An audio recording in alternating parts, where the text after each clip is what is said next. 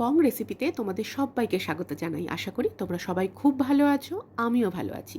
আজকে আমি তোমাদের সাথে শেয়ার করব সিম্পল কিন্তু মুখরোচক একটা রেসিপি। পুর করার ঝামেলা ছাড়াই কি করে তোমরা বাড়িতেই তৈরি করবে দোকানের মতো ভেজিটেবল কাটলেট, সেটাই আজকে আমি তোমাদের সাথে শেয়ার করব।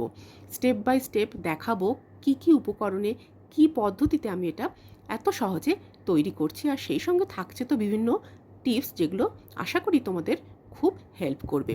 তাহলে আমার সঙ্গে থেকে দেখে নাও সহজেই রেসিপি। চলো শুরু করি আমার আজকের recipe, mini vegetable cutlet. Vegetable cutlet করার জন্য আমি প্রথমেই নিয়ে নিচ্ছি কিছুটা সুইট কর্ন, যেটা আমি একটা সসপ্যানের মধ্যে দিয়ে দিচ্ছি। এটা আমি একটু হালকা ভাপিয়ে নেব। আর এর সাথে যেটা অ্যাড করব সেটা হচ্ছে আলু। এখানে আমি একটা আলু দিয়ে দেব। আর আলুটা আমি এইরকম পাতলা পাতলা করে কেটে নিয়েছি। আসলে পাতলা পাতলা করে কেটে নিলে এটা সেদ্ধ হতে সুবিধা হবে, সেই জন্য, আর কিছুই না।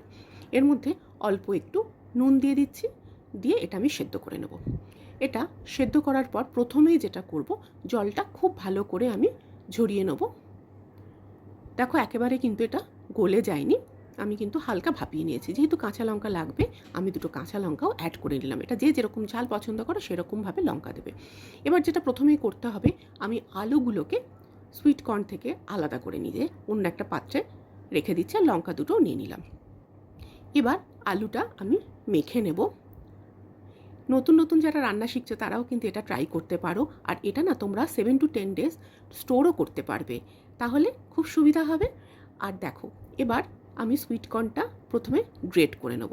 সেই জন্য আমি আগে সুইট কর্নটা দিলাম, তার মধ্যে কাঁচা লঙ্কা দুটোও দিয়ে দিচ্ছি। দিয়ে দেবো এর মধ্যে এরকম সরু সরু করে কেটে নেওয়া পেঁয়াজ। পেঁয়াজ দিলে কিন্তু যে কোনো খাবারের স্বাদটা অন্য মাত্রা পায়। দেখো আমি এটা গ্রেট করে নিয়েছি। এটা কিন্তু পেস্ট করলে হবে না, এরকম গ্রেট করে নিতে হবে, তাহলে খাওয়ার সময় অনেক বেশি সুস্বাদু লাগবে। যে আলুটা আমি মেখে রেখেছিলাম তার সাথেই আমি এই গ্রেট করে রাখা সুইট কর্ন, লঙ্কা, পেঁয়াজ অ্যাড করে দিচ্ছি।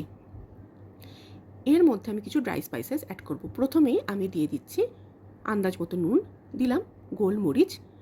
গোলমরিচের ফ্লেভার আর টেস্ট দুটোই কিন্তু এর সাথে খুব ভালো যায়। আর একটু চিনিও দিচ্ছি, তার কারণ নিরামিষ রান্না তো একটু চিনি দিলে ভালো লাগে, মিষ্টি মিষ্টি। দিচ্ছি ডেজিকেটেড কোকোনাট, এটা কিন্তু দিতেই হবে, তোমরা ফ্রেশ কোকোনাট অবশ্যই দিতে পারো।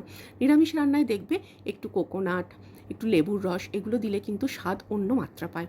আমি এখানে একটু লেবুর রসও অ্যাড করে দিলাম। এবার সব উপকরণটা আমি খুব ভালো করে মেখে নেব, একদম ভালোভাবে এটা মেখে নেব। এটা দেখো মাখা হয়ে গেছে। এবার আমি এর মধ্যে দিয়ে দিচ্ছি 1 চামচ বেসন বাইন্ডিংয়ের জন্য, আর এটা দেওয়ার পর এটাও কিন্তু মেখে নেব।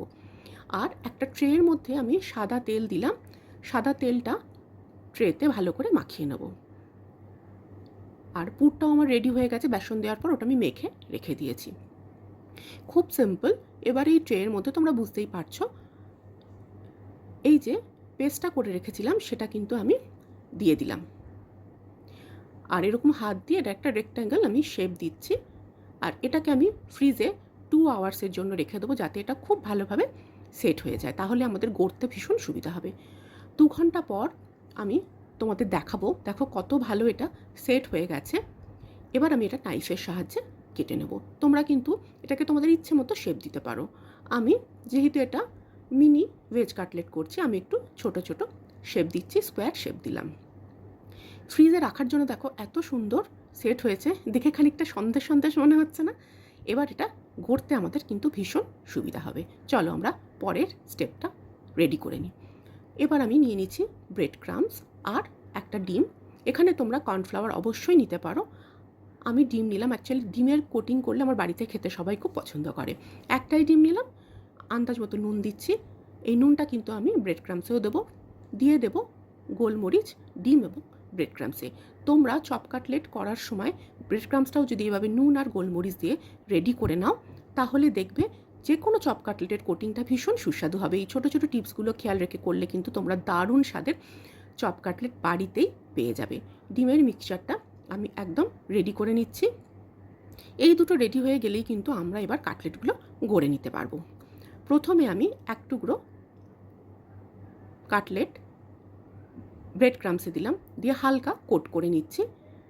এটা করি এই কারণেই, নরম তো একটা হালকা কোট করে নিলে এটা ভেঙে যাওয়ার সম্ভাবনা থাকে না। এটাও একটা টিপস যেটা আমি তোমাদের সাথে শেয়ার করলাম।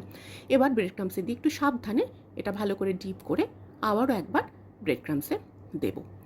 আবার এবারের কোটিংটা কিন্তু একটু চেপে চেপে ভালোভাবে করতে হবে, যাতে কোটিংটা খুব ভালো হয়। আর এটা ডাবল কোট করার কোনো প্রয়োজন নেই, সিঙ্গল কোট করলেই তোমরা একদম মুচমুচে ভেজ কাটলেট বাড়িতেই পেয়ে যাবে।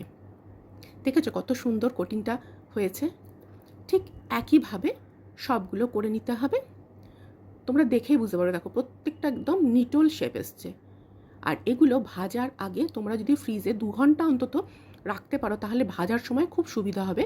মানে এটা সেট হয়ে যাবে তো, ব্রেড ক্রামসগুলো তেলে পড়ে তেলটা কালো হয়ে যাবে না, দেখবে ফ্রাইয়ের কালারটাও একদম সুন্দর থাকবে, একদম দোকানের মতো। মানে এগুলো আমি ফলো করি আর কি। তোমরা অবশ্যই এই টিপসগুলো মাথায় রেখে করো, দেখবে একদম দোকানের মতো কাটলেট বাড়িতে বানিয়ে ফেলবে। সাদা তেল গরম হয়ে গেছে, আমি একটা একটা করে মিনি ভেজ কাটলেট তেলের মধ্যে দিয়ে দিচ্ছি। আর অবশ্যই লো টু মিডিয়াম ফ্লেমে এটা ফ্রাই করব। দেখো এরকমভাবে ধার থেকে তেল ক্রমাগত কাটলেটের ওপরে দিতে থাকবে। এতে কি হবে জানো তো, এতে ওপর নিচ দুটোই কিন্তু সমান রকম না হলে ফ্রাই হবে, ওপর দিকগুলো কিন্তু ফেটে ফেটে যাবে, দোকানের মতো পারফেক্ট হবে না। এই ছোটো ছোটো টিপসগুলো খেয়াল করে করবে, দেখবে একদম দোকানের মতো চপ কাটলেট বাড়িতেই তোমরা সহজে তৈরি করে নিতে পারবে।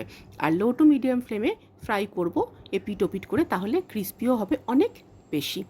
দেখো কালার ধরতে শুরু করেছে, বেশ সুন্দর সোনালি রং ধরলে এটাকে তুলে নেব। এগুলো আমার কিন্তু একদম রেডি হয়ে গেছে। এবার আমি এগুলোকে তুলে নিয়ে গরম গরম সার্ভ করব। দেখো কালার দেখেই তোমরা বুঝতে পারছো, তোমাদের দেখাই ভালো করে, দেখো কালার দেখেই তোমরা বুঝতে পারছো পারফেক্ট ফ্রাই হয়েছে। এবার আর কি, এগুলি চলো গরম গরম সার্ভ করি।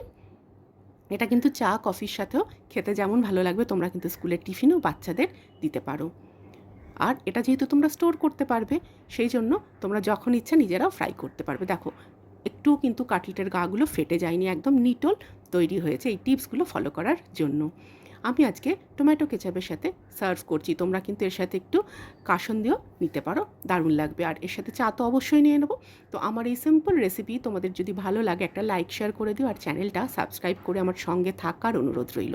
সবাই খুব ভালো থেকো, সুস্থ থেকো, আবারও ফিরে আসবো নতুন কোনো রেসিপির সাথে।